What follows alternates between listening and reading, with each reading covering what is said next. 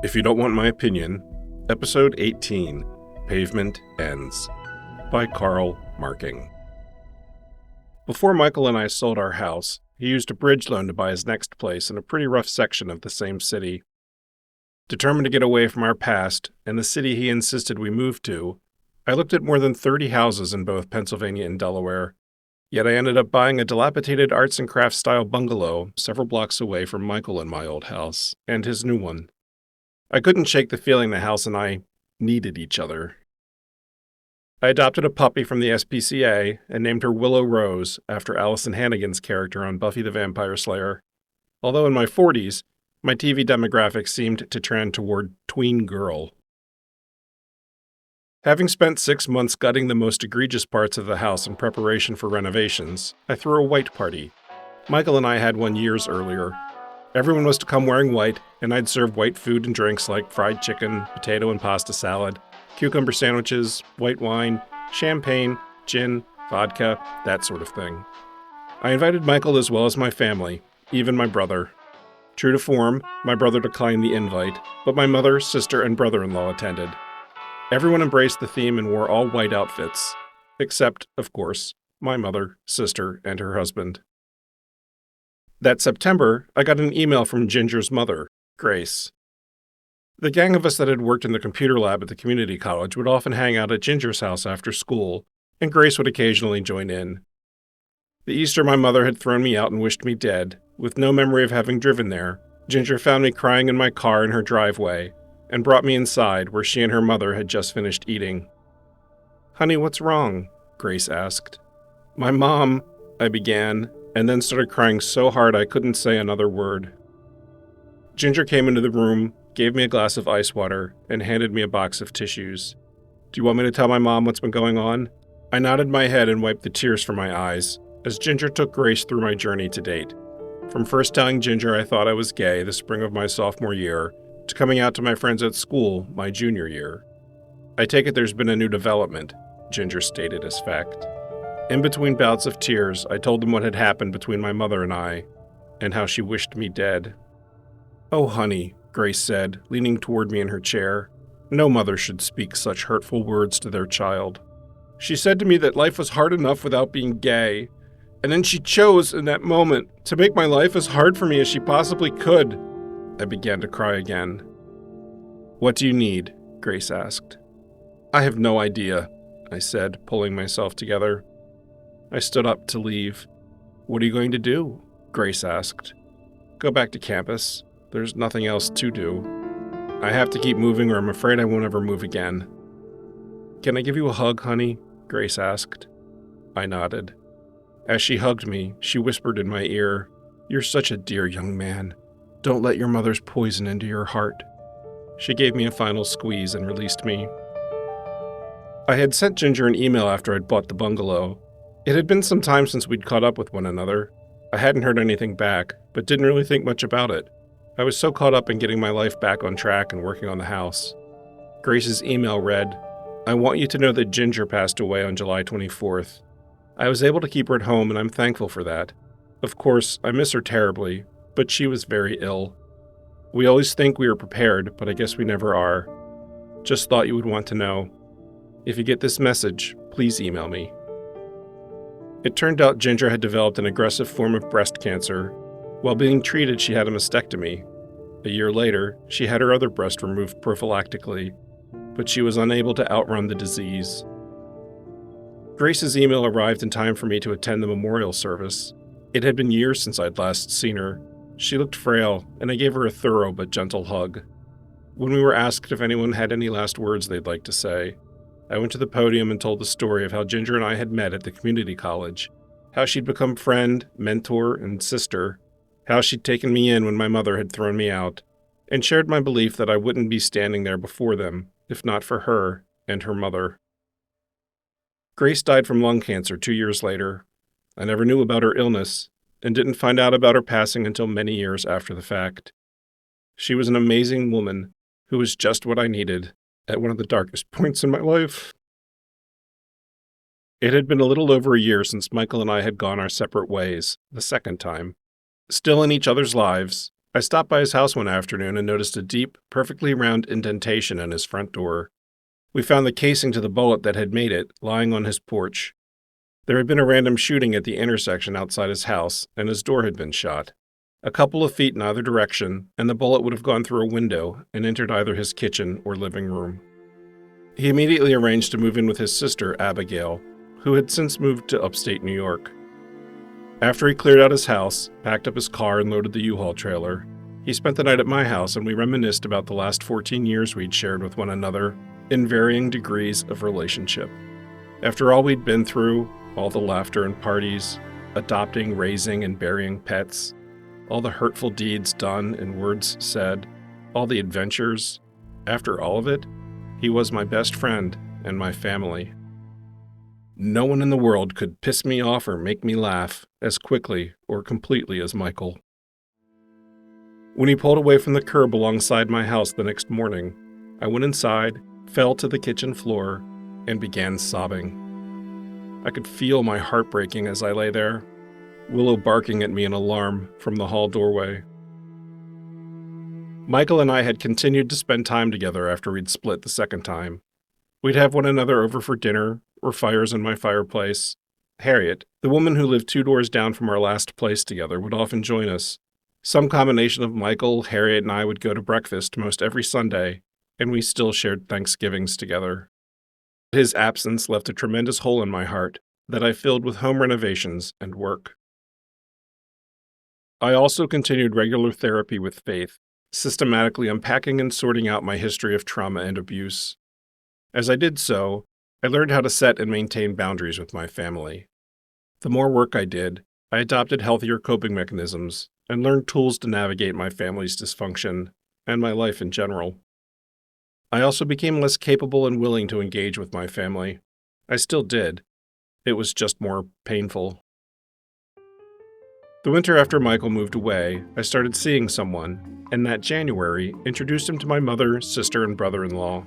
It was the first time since Michael that I'd introduced anyone I was dating to anyone in my family.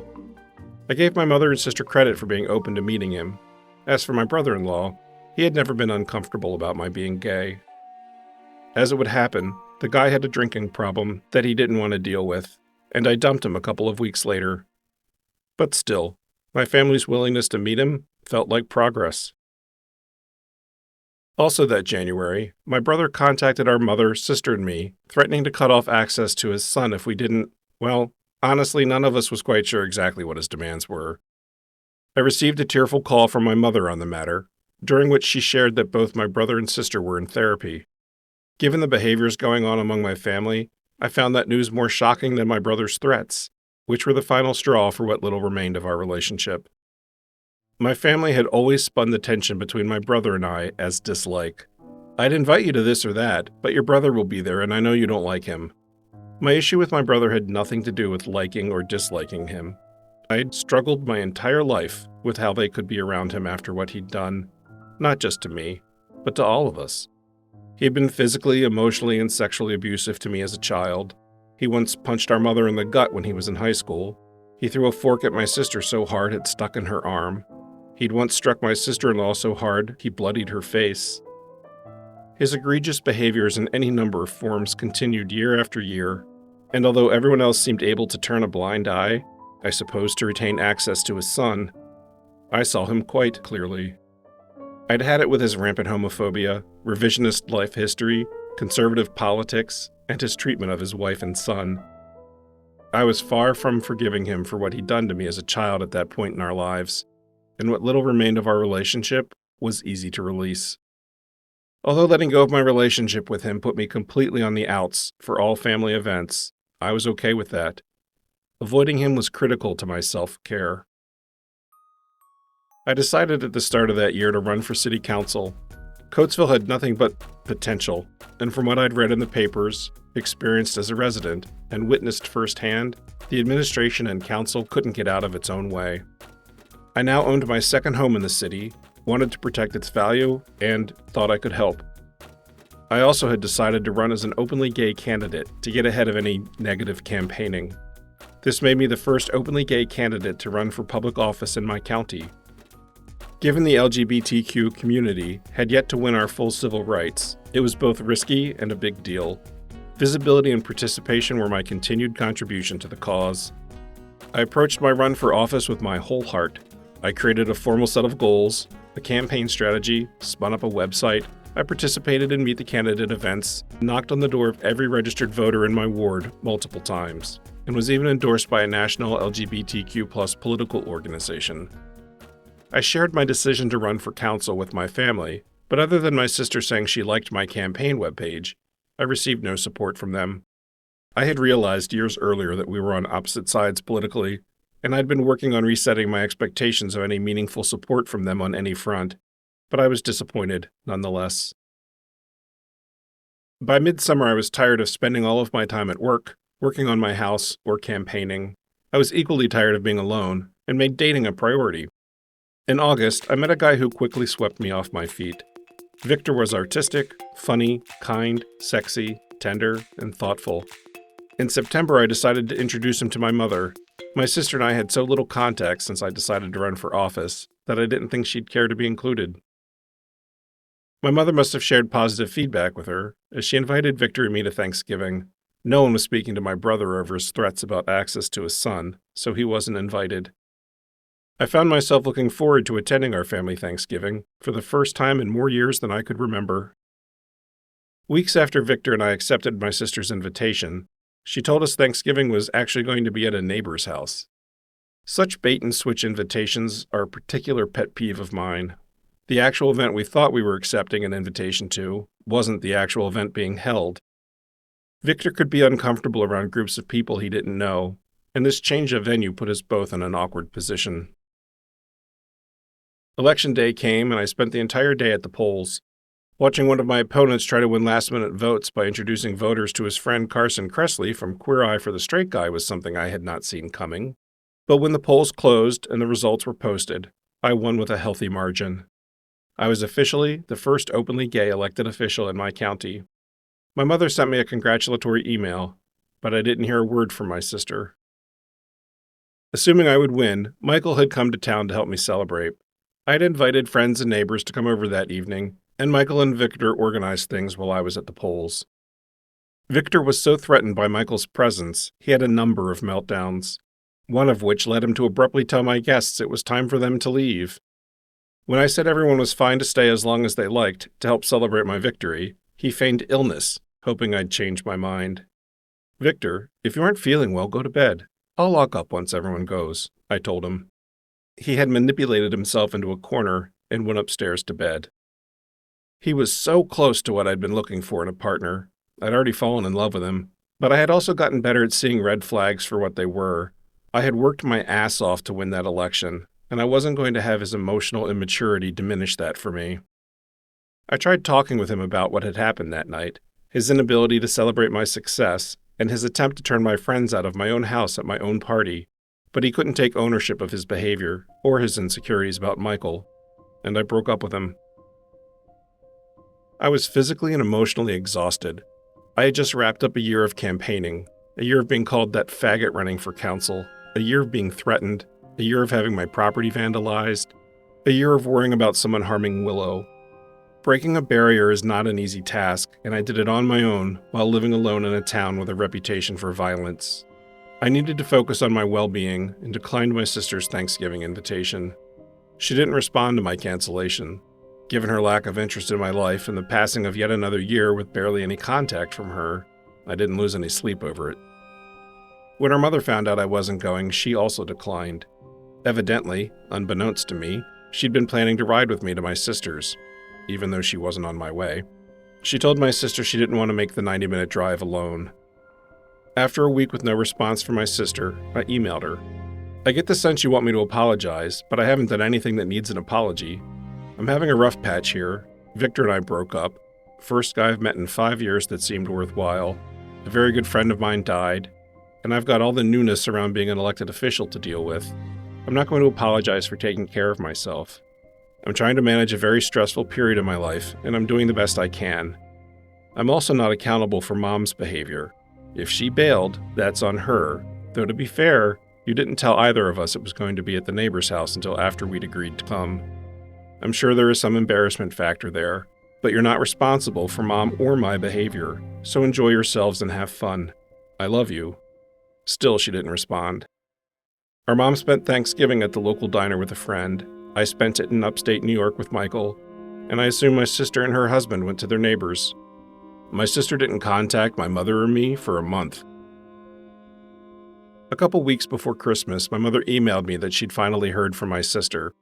"Your sister's decided she wants to stay home for Christmas, since she has been on the road for the last 22 years. You and I can still get together if you want to." My sister had a valid point. As children, our mother often expressed frustration over her sister's refusal to come see us. "She says she doesn't make left turns," she'd say in exasperation. But when it came time for our mother to dodge a trip, she seemed oblivious to the fact that she had a different version of her sister's affliction. I thought of the times my sister used to have to get rides back to college from Patty when our mother refused to take her back over some disagreement they'd had. I thought of the times our mother would say to me, "You're too far away," and in the same conversation, ask me to visit her. The simple facts were my sister had come to our mother's house every Christmas for 22 years, and roads do indeed work in both directions, with no change to their mileage. I decided to stand up for my sister and emailed our mother. "Why don't you go to her house?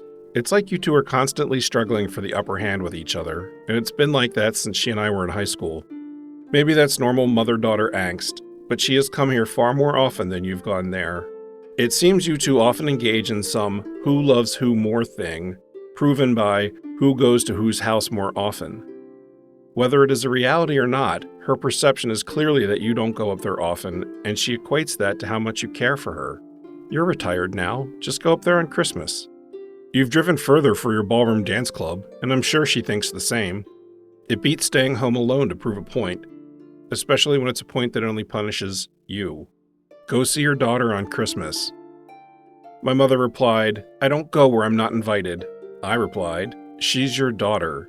If you don't want to be alone on Christmas, why not call her and say, 'Would you mind if I came up for Christmas?' It's not like she's a neighbor or a stranger." Making yourself vulnerable is very uncomfortable, but I have no doubt that if you do, you'll be pleasantly surprised. Don't let your pride or ego get in your way. A week later, I spoke with my mother, and she had reached out to my sister and was going to her house for Christmas. I emailed my sister that night.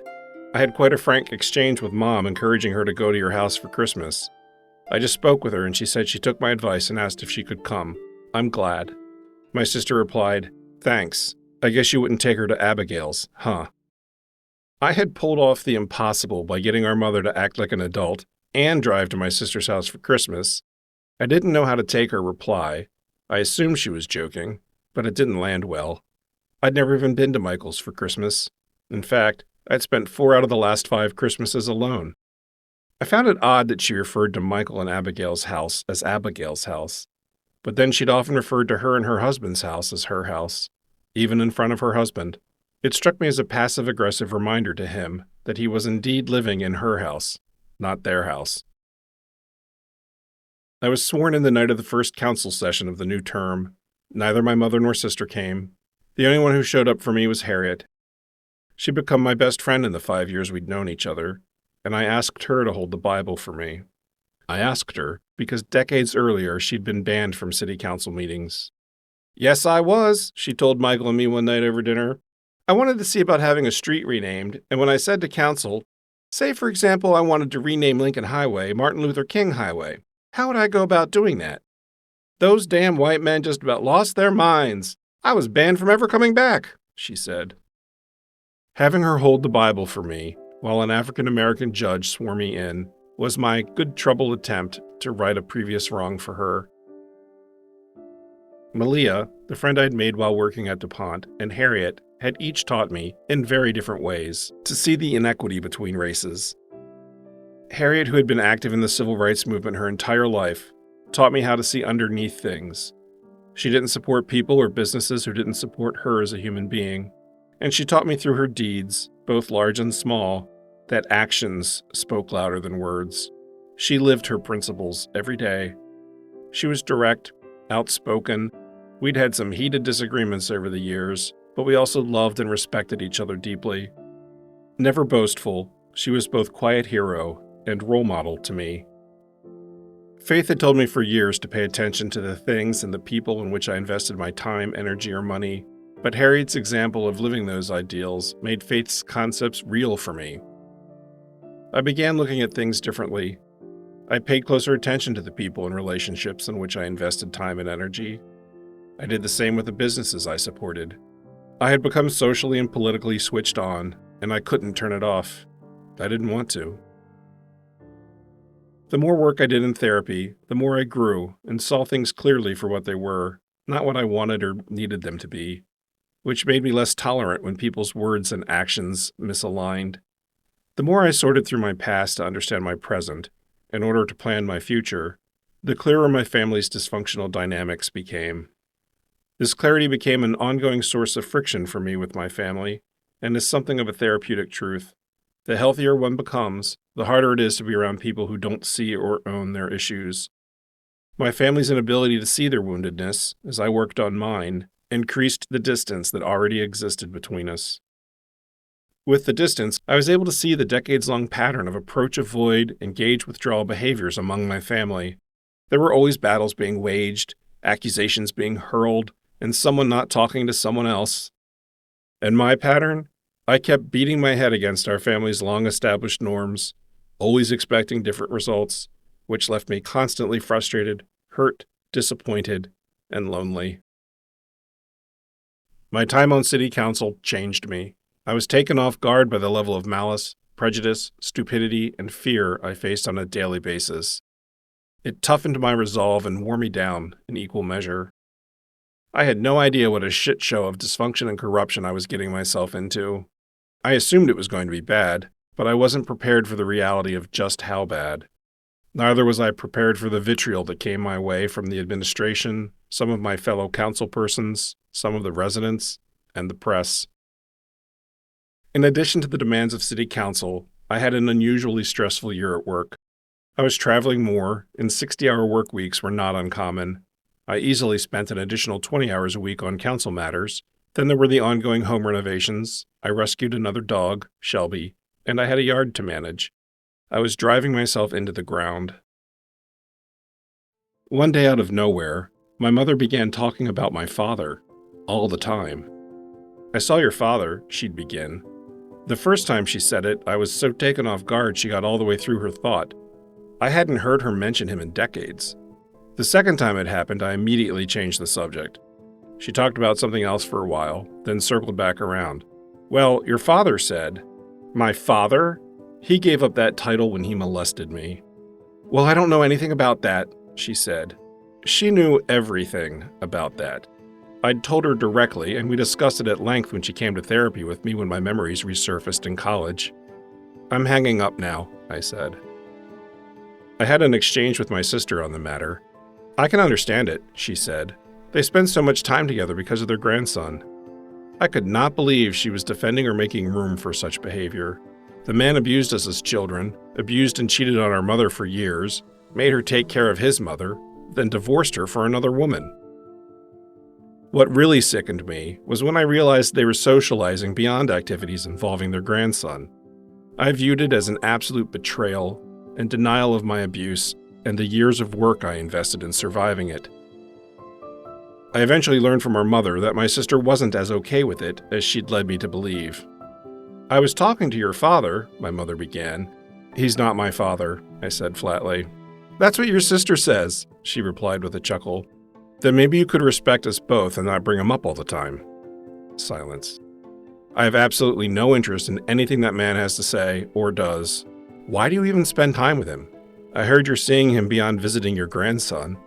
More silence. "Seriously, Mom, what do you get out of it?" "Seeing him makes me feel as if I've won," she said.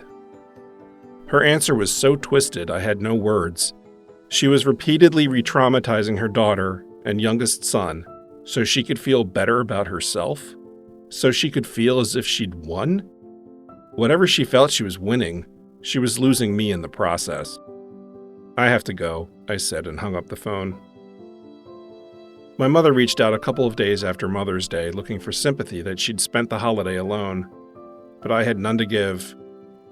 I didn't know if she'd done something to alienate my brother, or vice versa, but I had a fairly good idea why my sister took a pass.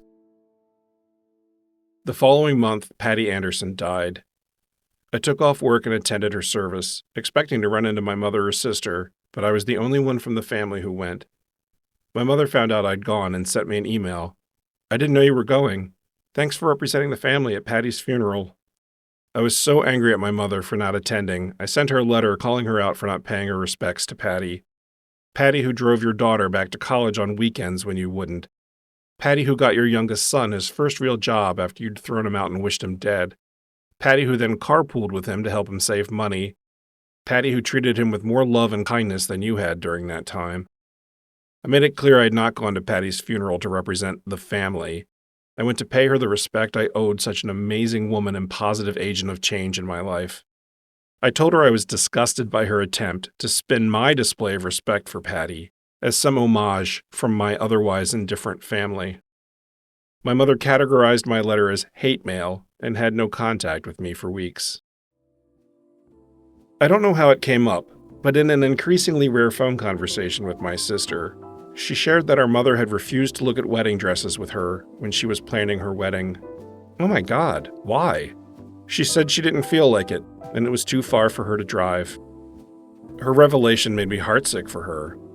It also gave me a deeper understanding as to their relationship, and left me enraged at our mother on my sister's behalf. The stress from city council came to a head as summer began. I was barely halfway through my second year of a 4-year term, and had accomplished all but 2 of my campaign promises: a forensic audit of the city's financials, which had been underway for months, and an overhaul of the city's website. To date, the audit had revealed serious issues including potential embezzlement and fraud, but I couldn't get 3 other people on our 7-person council to vote with me to formally investigate the alleged abuses. I knew things I couldn't unknow and couldn't do anything about. I began working more hours each week for council so I could finish the new website, resigned from council, and turned the page. 2 months later, I ended up in the emergency room twice in 10 days. The first time I went because one side of my face, one side of my tongue, and my left hand kept going numb. They did a CT scan, said it was clear, and dismissed my symptoms as an atypical migraine. The second time was on Halloween. I lost control of my right eye, went deaf in my right ear, and because I couldn't think clearly, it never occurred to me to call 911. Instead, I went door to door among my neighbors until I found someone home and asked if they could take me to the hospital, which they did. I was admitted, given an MRI, and when the neurologist came into my room, he said, "Well, your strokes." I stopped in mid-sentence. "Strokes? Plural?" I asked. "Yes, 3 to be exact. I can show you some of the damaged sections of your brain on the imaging, but stroke damage tends to bloom, so we don't know the complete picture yet." I was immediately put on blood thinners, but started having mini-strokes. I was scared not only for my life, but that I may lose the person I had been and become something else, something less than me. I called Michael. "Please come. I'm scared." "I can't," he said quietly. "Please," I begged. "Michael, I need you." "You're my rock," he said quietly. "I can't see you like this." We hung up. I was despondent. Lila and Donna, who I used to house and dog sit for during college, had moved back into the area a couple of years earlier, and Lila spent an afternoon with me at the hospital. A good friend stopped by one night on his way home from work, and that was it. Neither my mother nor sister visited. Lila helped me arrange coverage for Willow and Shelby. If it weren't for my local friends who rose to the occasion, I don't know what I would have done. I mean that literally. I was barely able to problem solve. If it weren't for my friends checking up on me on Facebook, I would have been lost. Michael disappeared on me in person and on Facebook. A cousin I barely knew and hadn't seen since my sister's wedding over a decade earlier was more engaged with my daily progress than my sister or my mother. On the 4th day, I was released to an inpatient rehab facility. I needed someone to take me, but my mother wouldn't do it. I turned once again to my friends, and Donna took me. I was told I would be there for up to 14 days, depending on future evaluations. Once settled in my room, it occurred to me to text Faith to let her know what had happened. She called, and I burst into tears as I brought her up to speed. I was crying all the time from the strokes, a phenomenon called emotional lability, which weakens one's ability to regulate their emotions and moods. As I waited for dinner that evening, I heard someone walking down the hall. Vup, tup, vup, tup, vup, tup. It was the unmistakable sound of someone walking in high-heeled shoes with great purpose. I looked toward my open doorway as the person was about to pass by, and there was Faith. Dressed to the nines, her hair perfectly coiffed, wearing a full-length mink coat, the dark brown fur glowing in opposition to the harsh fluorescent lighting. I burst into laughter at the juxtaposition of her attire against the dreary hospital surrounding us. I could imagine the looks on people's faces as she walked to my room. Then I began to sob.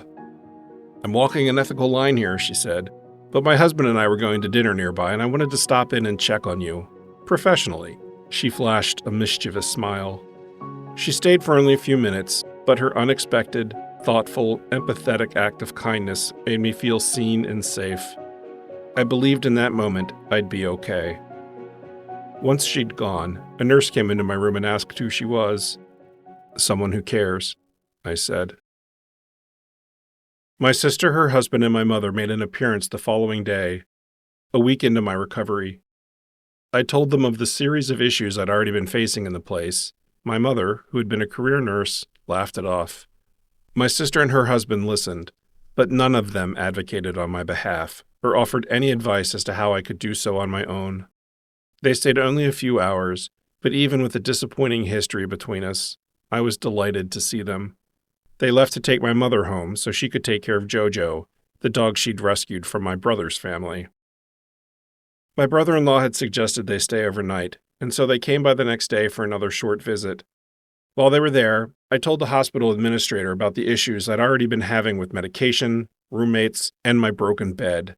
It was an air mattress that kept deflating, which left me lying in what equated to a metal pan. It was destroying my low back and had given me incredible sciatic pain. I was already considered a fall risk, and the bed was working against my recovery. My family said nothing, but their presence ensured the administrator listened to me. In most medical facilities, people who have people who show up for them tend to receive better care. Before my sister and her husband left, she told me she'd put some food in my freezer for when I got home: balsamic chicken, beef stew, and a meatloaf. Her thoughtful gesture felt like an avalanche of support. The damage to my brain had interrupted my sense of time. Everything was very much now. There was no past, no future, just the present. I couldn't hold two thoughts in my head. I couldn't understand verbal instructions. I struggled to store new memories. If I made more than one turn in the halls, I became hopelessly lost. I was aware of every deficit, even as I had no control over them. I relied on Facebook to share updates and document what I'd been told and what had been happening. I was released on the 6th day, and although I was emotionally ready to get the hell out of there, I should not have been released. My case manager told me, "We care about normal, nothing more." And they, along with my insurance company, got to decide what normal was for me. My mother wouldn't change her schedule to take me home, saying she had a prior commitment. I turned to yet another friend. When I entered my backyard, the dogs came bounding out of the house, jumping on and circling me. I dropped to the ground and cried, grateful to be home, as they covered me with kisses and filled my ears with happy barks and yaps. My mother came up that night. She intended to stay with me for a week, but after 3 days of nonstop complaining about my television options, about sleeping on the sofa, about her concern for Jojo being on his own for such a long time, I sent her home. She was clearly more worried about her comfort and her dog than her son, which made me feel worse than I already did.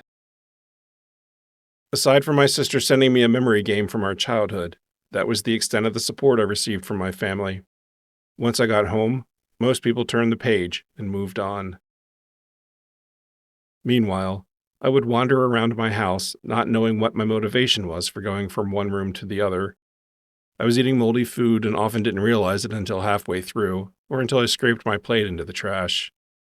I was regularly leaving the burners of my gas stove on all night. I was medically unstable, and as is often the case with male stroke patients, overly confident. Against medical advice, I drove to upstate New York to spend Thanksgiving with Michael. His refusal to come see me in the hospital hurt me deeply, but I was profoundly lonely and craved a sense of normalcy and tradition. I loaded up the dogs and made the 5-hour drive. I was glad to be with him and maintain our tradition. My sister had a brunch at her house in January. She loved her brunches. Again, against medical advice, I drove the 2 hours to her house. My brother was there. It was the first time I'd seen him in almost a decade. When he went to hug me, I let him. I was brain damaged and still experiencing the emotional lability. It was the last time I ever saw him. I had been struggling with the family dynamics since I came out, but none so much as those with my sister. My emotions far exceeded my reasoning during this period of my recovery. I was sobbing over old episodes of Little House on the Prairie that I watched to fill the hours. I was all over the place between gratitude and resentment, stasis and change. I sent my sister a message on Facebook. I don't know that I've ever taken the time to say this to you other than at a birthday or a holiday or at the end of a phone call, but I love you. You were one of the few constants in my life, and you were my protector growing up, and you were the only thing that ever made me feel safe and loved. I know we were all dealing with our trauma as kids, and that you and I didn't really discover each other until later in life, but I do love you. You're a wonderful person, and I'm proud of you. Aw, thanks. I love you too, she replied. My recovery was slow, and although I wasn't ready to go back to work, my long-term disability was expiring and I had no other choice. Jojo was mauled by a dog owned by my mother's backdoor neighbor. The fence dividing their properties had been installed so long ago it was falling apart. On more than one occasion, the attacking dog slipped through the dilapidated fence and attacked him. When my mother, seeking sympathy, told me of the attack, I had none to give. I was angry with her for choosing to get into a pissing match with a neighbor over their fence, rather than taking action to protect her dog. It's their fence. They should fix it, she said. He's your dog, and it's your responsibility to keep him safe, I shot back. Though a true statement, I was well aware that I was Jojo in that moment. I was projecting my emotional experiences of not having been cared for by our mother onto the situation with her dog. My sister and I connected on the phone after the worst of the attacks. I can't get past how Mom let him get attacked by the neighbor's dog. Again, I said. She went on and on about how they needed to do something, rather than taking steps of her own to protect her dog, and I told her as much. Silence. She spent more money on her dog's vet bills than my college education, I said bitterly. I do her taxes, you know, my sister snapped. I had no idea what she was talking about.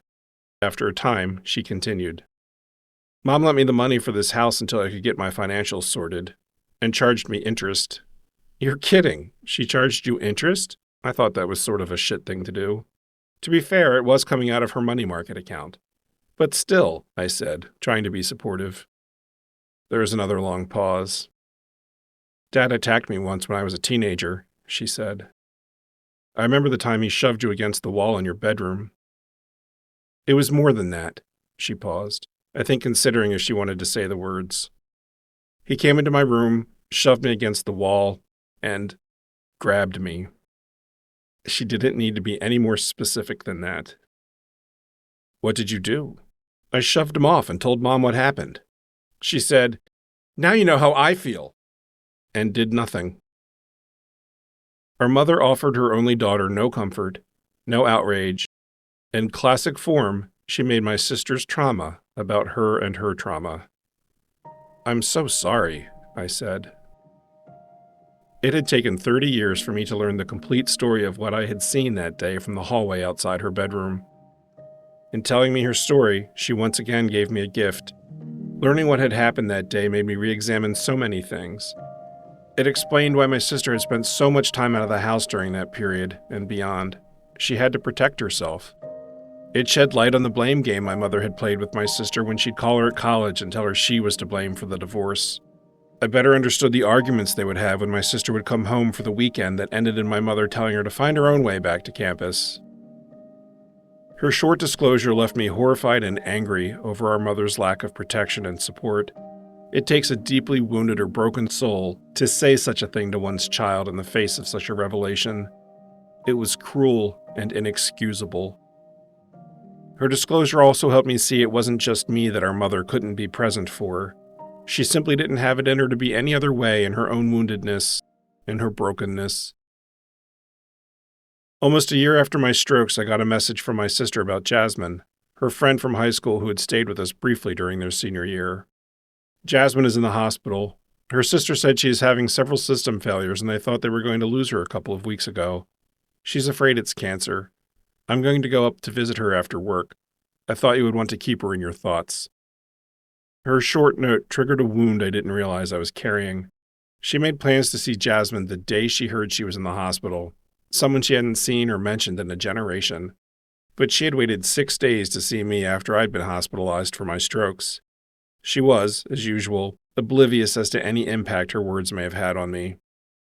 Even as she shared this news with me, I was in the process of preparing for a surgery so risky, the surgeon insisted I prepare a will and establish my medical directives. I'd shared my weeks-long journey of invasive, painful testing for the surgical clearance on Facebook, where my mother and sister obtained their updates about friends and family, but neither asked me a single question. I emailed my sister the day after she told me about Jasmine and asked if she'd be the executrix for my will. Although she disappointed me in life, I trusted her with my assets and death. Yes, she replied. You're leaving everything to the Catholic Church and the Republican Party, right? When I didn't reply, she wrote, You know I'm just trying to make you laugh. I hadn't had the full use of my dominant arm for a year and was having surgery to avoid becoming a quadriplegic. I replied, It's the family thing to do in the face of seriousness, make a slightly off-color joke to lighten the mood, but no, I didn't laugh. She had nothing further to say. My sister's joke, combined with my family's lack of meaningful support after my strokes, led to an epiphany.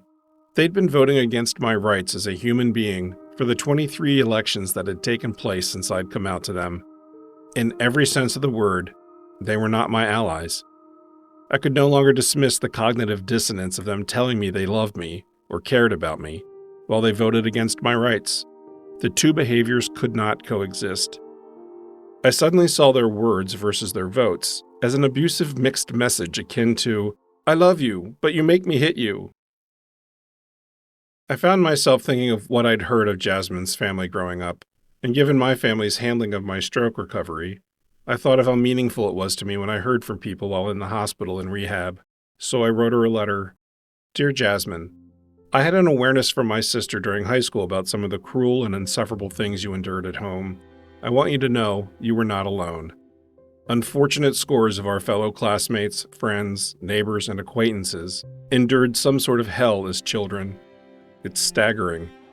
I once sat down and counted the number of people we buried between middle school and college graduation, and it was enough to make me believe that town was cursed.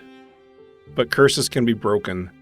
We may not have magic kisses to wake us from our nightmares, but we have medicine and therapy and friends and our own intrinsic value and self-worth, even if we have pressed it down so tightly and hidden it away so well it exists only as a tiny pearl of light deep within us that only we think we can see. I have always seen your light, Jasmine. I saw it in your beauty, I heard it in your voice, I felt it in our interactions as children, even if they were few and far between. One of my favorite things was listening to you sing. My God, you had a beautiful voice. What a gift. You were also so kind and such a beautiful person, inside and out. I remember you, Jasmine, your kindness to me at school, your beautiful voice, your heart, and your grace, rooted in some way to the divine. I don't mean that in a religious sense, but in the marvelousness that is this thing we call life. When I look back on my freshman year of high school, you were always there, glowing, singing, smartly dressed, and just holding it together during a time I'm sure you wanted nothing more than to fall apart. So fall apart for a while. Embrace the experience you're going through now, and then put it aside as best you can, and focus on the light that has always been inside you. I think of you often, I think of you fondly, and wish you all the best. You deserve all the happiness in the world, Jasmine. Several days later, my sister told me Jasmine had suffered a couple of strokes in the hospital. It came across as though she'd seen Jasmine multiple times that week. "When you had your strokes," my sister wrote, "we couldn't tell by talking to you that you were any different. You even downloaded the manual to your bed and adjusted it, fired off letters to everyone, etc. It's the same with Jasmine." She couldn't tell by talking to me that I was any different. I was very different. I posted daily about my struggles, and if she'd bothered to ask, bothered to pay attention, bothered to internalize what I was reporting, she would have seen it. She didn't want to see it. She never asked me if I was okay during my recovery. She assumed what she wanted, saw what she wanted, and moved on because it fit her worldview and made her feel at ease. Yes, I was able to download a file. It also took me a day to make sense of how to use one button to temporarily fix the broken bed I was sleeping on. I spent a day figuring it out because no one was there to advocate for me when I needed them. I also spent 4 hours figuring out how to disarm my bed's motion alarm because I had an unresponsive care team and I wet the bed. No one was there to advocate for me then either. Yes, I was able to send an email to my case manager when the medical staff were giving me the wrong medication, not dispensing it at all, and putting my health in jeopardy. What other choice did I have but to spend a day writing a single email? No one else was there to do it for me. "You only saw the big brush strokes," I replied. She changed the topic back to Jasmine. At the end of the month, I emailed my mother and sister my medical directives and how my assets should be divided. "Message received," my sister replied. "I don't know an appropriate response." "Really? Good luck? I love you? Everything will be fine? Do you need to talk? Let me know if you need anything?" All seemed like natural responses to me. My mother's response was to call and tell me that my concern for her well-being that year had been, quote, underwhelming. While I'd been recovering from my strokes, getting myself back to work full-time, dealing with my partially paralyzed dominant arm, and preparing for a major cervical fusion, she chose that moment to call me out for not driving to her house to work on her to-do list of repairs. 2 days before Thanksgiving, my sister sent me a message. "I wanted to say you're always welcome to join us for Thanksgiving. I don't even think to invite you anymore because I know how you feel about our brother. What are your plans this year?" Another last-minute invite, but even more upsetting was her continued spin that I avoided family events because of a feeling about my brother. "Emmett Michaels," I replied. A couple of weeks before Christmas, I sent my sister the cookbook, The Science of Good Cooking. She and I used to cook together as children. It was a passion we shared as adults, and that cookbook changed everything about how I cooked. She thanked me online. We hadn't spoken on the phone in 8 months, when she told me what our father had done to her, and our mother's disturbing response. The day after she thanked me for the cookbook, in response to the horrifying mass shooting at Sandy Hook Elementary School that killed 20 6- and 7-year-old children, she posted some version of the bullshit rhetoric that guns don't kill people, people kill people. Over the years, I'd watched my sister become bitter, jaded, and hard-hearted. Our mother had referred to her as hard-hearted since high school.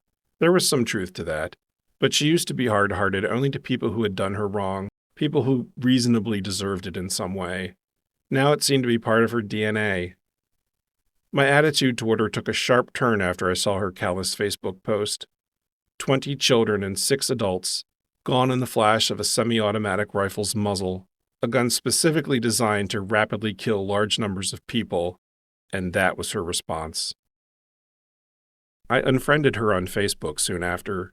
The divide between our politics, an extension of one's values and morals, had grown too great.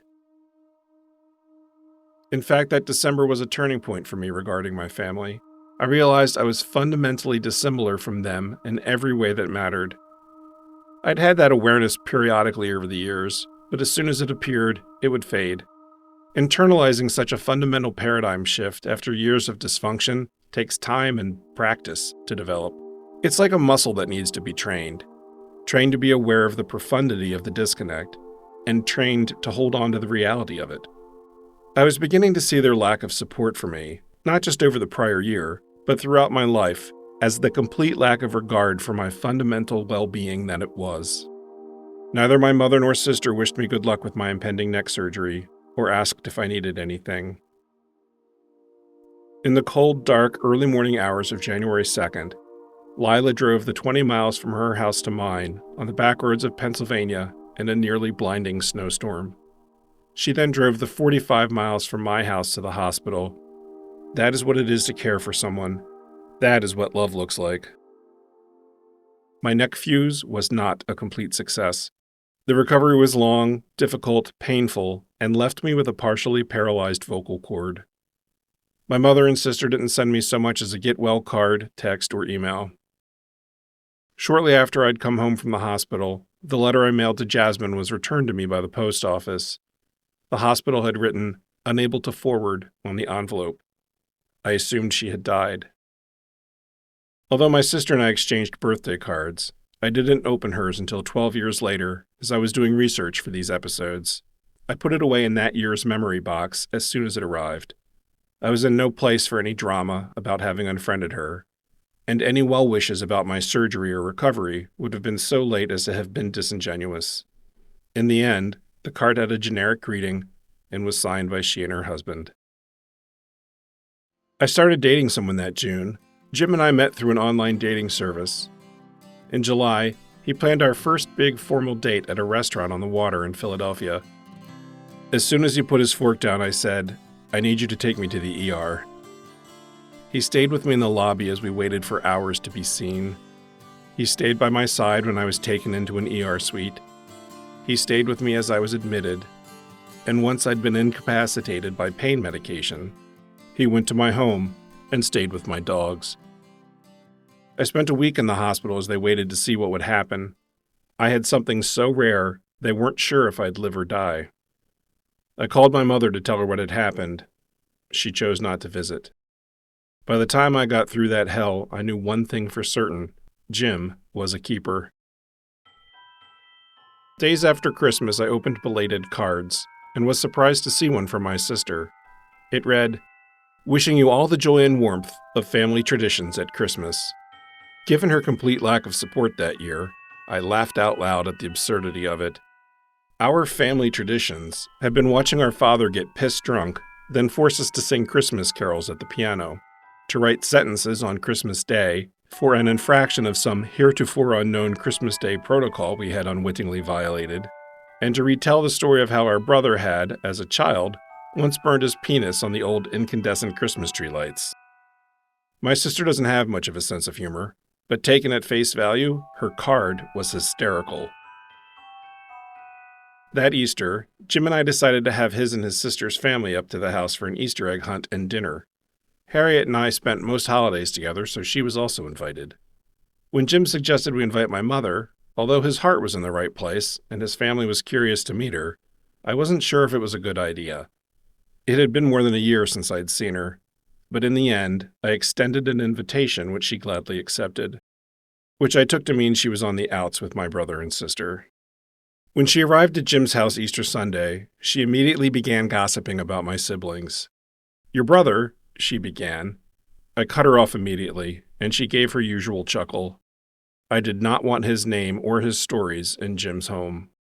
"Well, your sister," and she proceeded to give me an update about a falling out my sister had had with our brother over her and her husband offering to take our nephew on vacation to Europe that fall. Nothing had changed between my brother and sister.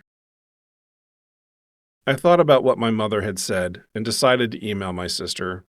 I wrote how the issue she was currently having with our brother was quite an echo of what had happened between the two of them over her trip to Germany in high school, but she didn't reply. That September I had a dream about her. My dreams are usually just dreams, but sometimes they're a manifestation of my shine, and I can generally tell the difference. This dream was the latter of the two types, so I emailed her. "I had a very realistic dream about you last night and wanted to check in. You were thoroughly disgusted with the family, which I get, but underneath that, you were profoundly unhappy. Are you okay?" She replied that evening, "Well, your dream pretty much sums up my life right now, but I keep plugging away. How are you doing? Mom says there's a nice man in your life." Of course she did, I thought. My sister and I had a short volley of email messages. I told her that I'd emailed her after Easter when our mother told me about the dust-up she'd had with our brother about our nephew in Europe. She said that was old news, and they'd since had a worse falling out, and he was now blocked from making any contact with her through email, phone, and socials. Business as usual for our family, I thought. They had fallen out over the fact that she had decided to pay for the majority of our nephew's college tuition. I told her it was amazingly kind of her and her husband to pick up the lion's share of our nephew's education costs, and asked what led them to the decision. She told me she didn't want our nephew to have to worry about where his money was going to come from every semester, like she did at his age. To explain the falling out she had had with our brother, she summarized a series of texts she and our brother had exchanged. According to her, it boiled down to the fact that our brother had not saved enough to cover even a year's worth of his son's tuition.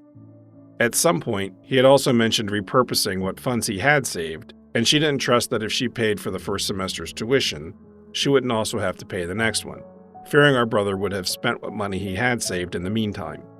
So she suggested that he pay the first tuition bill, and that she and her husband would pay the following one.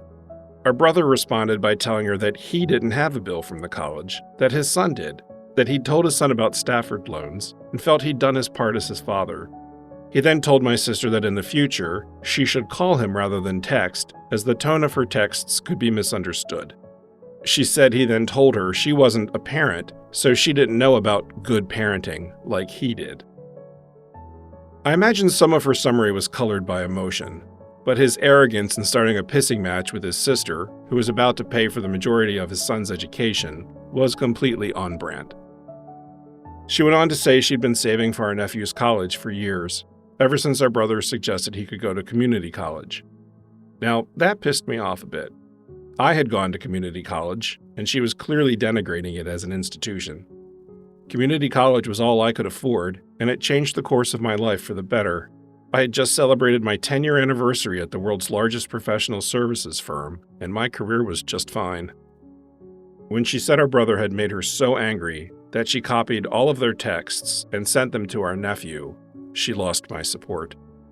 She took her anger toward our brother and emotionally vomited on our nephew. He didn't need to see the details of their exchange. He didn't need to read how his aunt ridiculed his father, or how his father treated her in return. If she wanted to help our nephew, she should have cleaned all that up and simply given him the information he needed. Her heart was in the right place in helping our nephew pay for college, but it didn't give her the right to say whatever she wanted with no regard for the impact her words had on the people she was saying them to. Her story showed no genuine empathy toward our nephew's experience with his parents, nor any awareness as to his journey's similarity to mine when I was his age. It was only about her goals and the impact all of it had on her. I was tempted to tell her as much, but figured it would fall on deaf ears. I knew some of this story already from our mother, who had also told me that my sister didn't know anything about parenting because she'd never had children. I wanted to tell my mother that having children doesn't make one a good parent, but figured that would also fall on deaf ears. Knowing my sister was getting no support from the family on this matter, I pushed past my woundedness and told her she was a good person for financially supporting our nephew in this way.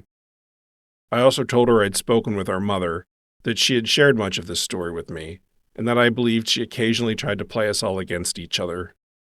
My sister didn't reply, no acknowledgement of my support, just silence. I didn't hear from her again for 2 months, when she wanted something to do with an old, cherished family recipe I had somehow ended up with. She did ask if Jim and I would like to come to her house for Christmas. I could only assume our brother wasn't invited, given their multiple battles that year, but she didn't say as much. We hadn't seen each other in years, hadn't spoken on the phone and I couldn't say how long, and she wanted to sweep all the weirdness and bad blood between us under the rug and move on. Unfortunately, you can't simply cover a wound without cleaning it first. I declined, but said it would be nice to see her, and she pivoted back to the recipe. Because she'd attempted to reconnect, Jim and I invited her and her husband to our Christmas party. She responded evasively the next morning. Reading between the lines of her reply, I let her know that evening that our mother wasn't invited. Minutes later, she said she'd been trying really hard not to let it slip to our mother that Jim and I were having a party. It had been less than 24 hours since I'd invited her, and she was struggling to keep the details from our mother? She hadn't even accepted our invitation yet. She went on to say she thought our mother was genuinely trying not to talk about us to each other. Really? I replied. She talks about you all the time to me. Your trip, Your recent marital concerns? Your relationship with our nephew? Your falling out with our brother? Blah, blah, blah. I think the reason she doesn't talk about me with you is because I don't tell her anything about my life. I just make small talk. The next day I got an email from my mother that Jasmine had died, along with the details for the funeral. I emailed my sister, but she didn't respond.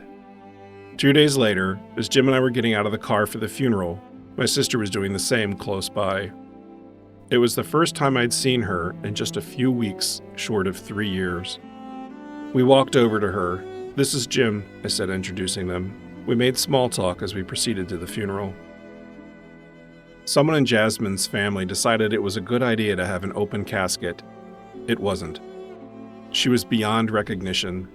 I should have been better prepared, given her family had used a scanned picture of her driver's license for her online obituary photo. But this was criminal.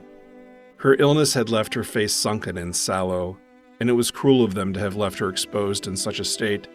This ravaged shell of a former homecoming queen, laid out with a turban on her head. This was the final memory her family chose to give everyone of Jasmine. It provided deeper context to the friction she'd had with them growing up.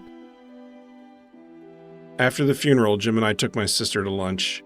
We shared memories of Jasmine as she and Jim got to know each other a little. After the meal and small talk had run their course, we went our separate ways. I tried to have no expectations of my sister at this point in our lives.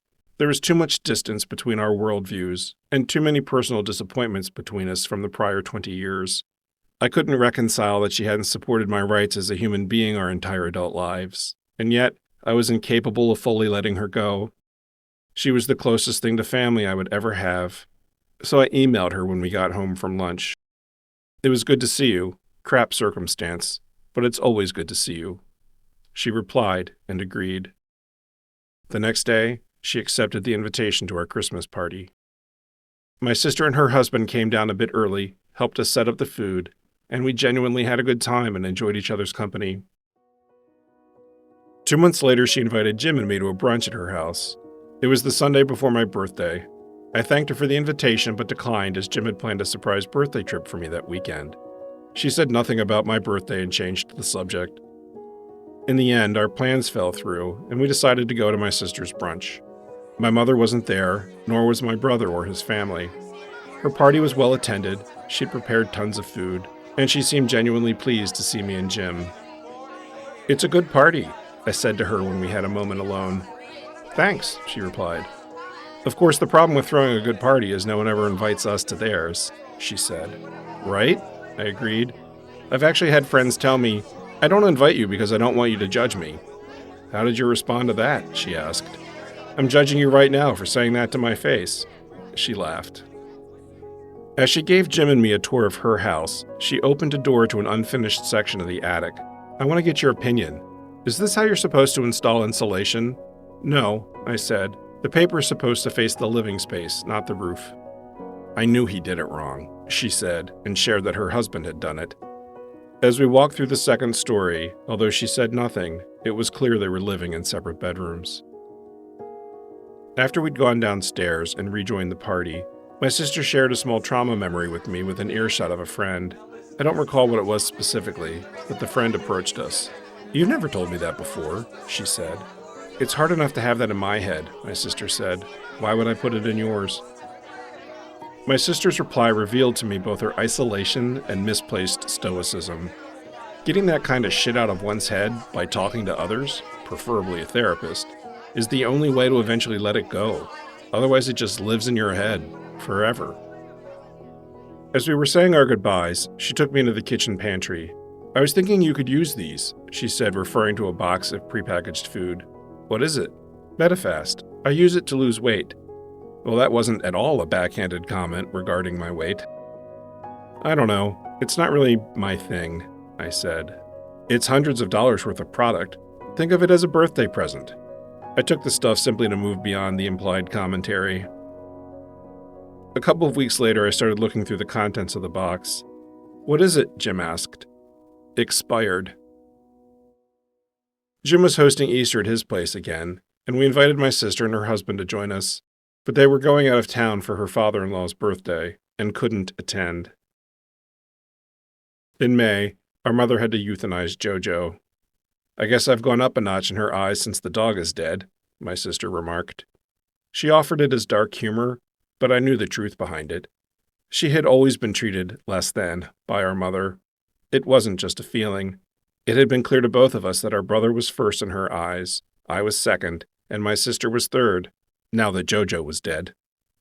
She had a lifetime of data to support this truth. That August, while getting ready for bed after Jim was already asleep, I checked my emails. There was one from my mother with the subject, "Your dad dies today." Though I assumed the verb tense was a typo, it made for an ominous subject line. "Finally, I'll get that $1 he left me in his will," I replied, turned off my light, and went to sleep. The next morning, I noticed my mother had used an outdated email from my sister and forwarded it to her. "I'm not sure you use your AOL account that Mom used in her email," I said. My sister's reply was equally devoid of emotion. "I rarely check it. Thanks for passing it on." And that was that. Neither of us cared that our father had died. Aside from occasional gossip about our brother's imploding marriage and a couple of postcards in the fall from a cruise she had taken with her husband to Alaska, we once again had little contact. And yet, we'd engaged with each other more since Jasmine had died than we had since we lived together as children. As such, I invited her and her husband to our Christmas party at my house. She accepted the invitation, but arrived without her husband. Michael was there, as were a few of our old neighbors and friends of mine that she'd met over the years. She easily fit in. Our mother had driven herself and arrived late. The fact she hadn't come with my sister implied they were on the outs again. She blew past the people I was talking to, handed me her coat, hugged me, and said hello to Jim, ignoring my sister who was standing beside us.